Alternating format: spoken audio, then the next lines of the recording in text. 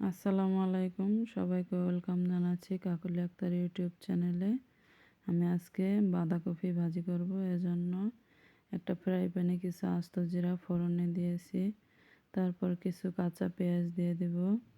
এখন এগুলোর সাথে 4টে কাঁচামরিচ দেব। এগুলো হচ্ছে বারাইলা মরিচ, আমাদের দেশের ঝাল মরিচটা, এজন্য আমি কম করে দিয়েছি। এখন এগুলো দিয়ে একটু হালকা সিদ্ধ করে নেব।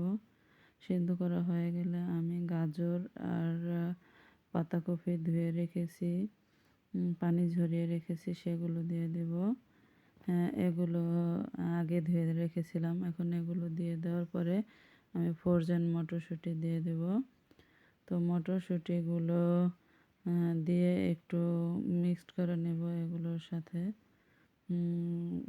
মটরশুঁটির দেওয়ার পরে আমার ক্যাপসিকাম কাটতে ভুলে গিয়েছিলাম, সেটা কাটতেছি। এখন এটাও দিয়ে দেব।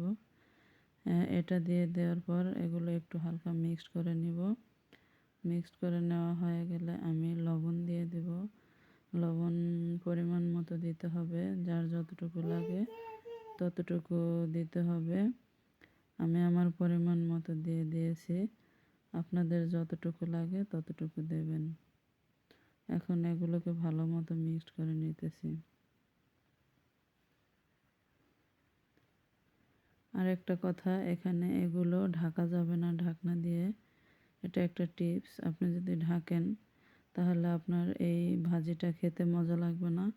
আর না ঢেকে ভাজি করলে দেখবেন এই ভাজিটা খেতে অনেক সুস্বাদু, অনেক মজা লাগে। এটা করে খেয়ে দেখবেন। তো আমি ঢাকনা দিয়ে ঢাকবো না, আমি এভাবে খালি এই ভাজি করব। আর একটা কথা বলতে একবারে ভুলে গিয়েছি। তো বন্ধুরা, আপনারা সবাই আমার ইউটিউব চ্যানেলটাকে সাবস্ক্রাইব করে দিবেন, আর লাইক কমেন্ট শেয়ার করবেন। আমি যাতে নতুন কোনো ভিডিও ছাড়লে আপনাদের কাছে নোটিফিকেশন চলে যায়, সেজন্য আমার চ্যানেলটি সাবস্ক্রাইব করবেন। এখন আমি এগুলোকে ভালো মতো লেড়ে পানিগুলো শুকিয়ে নেব।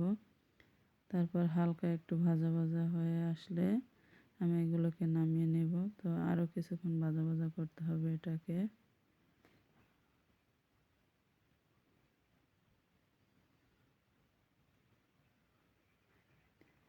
আমি চুলার উপরে দমে রেখে দিয়েছি, দমে না, সরি, আমি ফুল আঁচে রেখে দিয়েছি। আপনারা চাইলে আরেকটু আঁচ কমিয়ে দিতে পারেন। আমার ভাজিটা হয়ে গেছে, আমি এখন এটাকে নামিয়ে নিয়েছি।